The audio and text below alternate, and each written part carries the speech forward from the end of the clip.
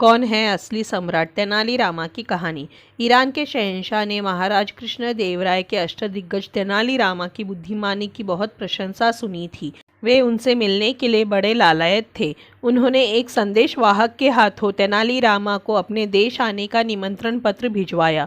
तेनालीरामा ने वह निमंत्रण स्वीकार कर लिया और कुछ दिनों के बाद ईरान के लिए रवाना हो गए। जब वे ईरान पहुंचे तो सीधे शहंशाह से मिलने उनके दरबार गए, लेकिन जैसे ही उन्होंने राज दरबार में प्रवेश किया वे हैरान रह गए, क्योंकि वहां एक नहीं बल्कि 6 शहंशाह बैठे हुए थे। सबकी शक्ल बिल्कुल एक जैसी थी। सबने एक जैसे राजसी कपड़े पहने हुए थे।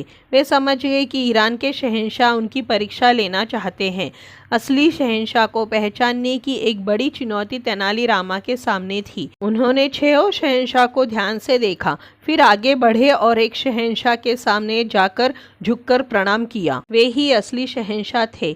उन्हें अंदाजा नहीं था कि इतने हमशक्लों के बीच भी तेनालीरामा उन्हें पहचान लेंगे। उन्होंने तेनालीरामा से पूछा, तेनालीरामा, तुम्हारी बुद्धिमानी के बारे में जैसा सुना था वैसा ही हमने पाया। हमें लगा था कि तुम हमें पहचान नहीं पाओगे, लेकिन तुमने तो बड़ी ही आसानी से हमें हमारी हमशक्लों के बीच में से पहचान लिया।